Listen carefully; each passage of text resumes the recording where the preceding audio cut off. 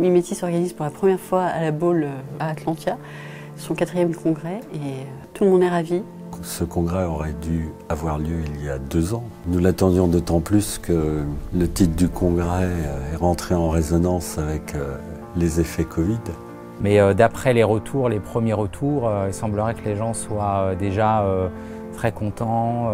La cohérence, ça c'est important, et comment les choses se lient les unes avec les autres, c'est pas des conférences qui sont dissociées les unes des autres. On est allé aussi chercher un peu sur l'international, on va dire, en Italie, Roberta Milanese, et puis au niveau des États-Unis, Dan Short. Ce que j'ai trouvé vraiment bien, c'est qu'on a eu des personnes aussi qui pensaient différemment.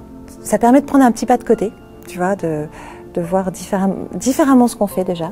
Si c'est juste pour dire qu'on est tous d'accord et qu'on est content d'être d'accord, bah non, là ça permet justement un peu de débat, de la douce confrontation qui est saine, et on en a besoin. Alors Eric, quand il construit le programme, oui, il aime qu'il y ait cette diversité-là, quoi. Que le débat soit ouvert vraiment sur la scène et que les gens puissent choisir ce qui leur correspond.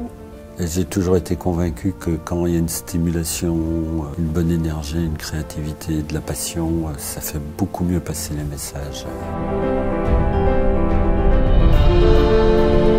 Je trouve que c'est incarné davantage. Voilà.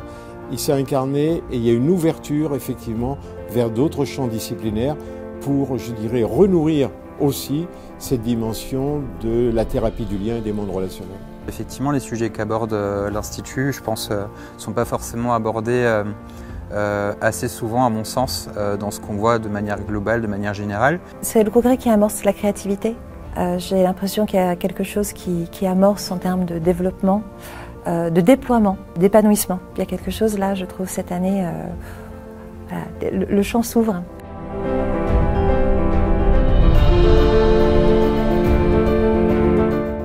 Un événement comme celui-là permet aussi aux soignants à la fois de s'enrichir dans leur pratique, mais aussi de se remobiliser, de retrouver des valeurs d'humanité fondamentales pour pouvoir soigner correctement les gens. Ce congrès est toujours un peu particulier parce qu'il a une couleur un peu différente dans le paysage des congrès européens ou internationaux. Ce congrès-là est un congrès où on ne va pas venir prendre des techniques, mais on vient y prendre une philosophie de son, dans lequel effectivement cette notion de lien de sécurité est très présente, parce que c'est le fondamental d'un être humain. On peut s'autoriser à se mettre en mouvement, à changer des choses quand on peut se sentir dans une relation en sécurité. Ce qui en fait effectivement une thérapie très humaniste. Il y a eu beaucoup, pendant ce congrès, beaucoup de démonstrations, d'expériences qu'on a partagées avec les personnes, les congressistes. Et on a remarqué que la majorité ont voulu travailler sur une expérience personnelle. Et on se disait, c'est quand même chouette parce que je pense qu'il faut oser. Et il doit y avoir une ambiance de confiance, de bienveillance, d'intimité, je pense aussi. Ce à quoi nous arrivons et qui est vraiment important pour moi, c'est qu'il y ait une congruence entre la thérapie, les formations et la manière dont le congrès se déroule.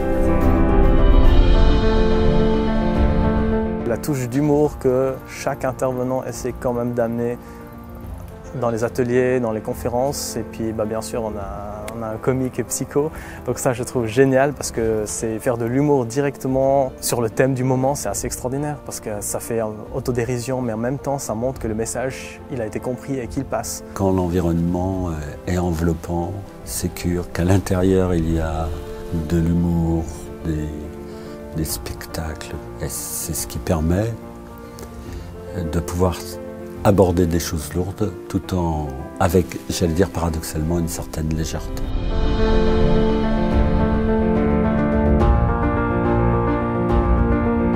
Ça peut intéresser vraiment d'autres professionnels de la médecine ou des neurosciences ou des sciences humaines, la philosophie, la sociologie, l'anthropologie, parce que l'homme et sa place parmi les hommes est centrale dans les échanges, dans les discussions.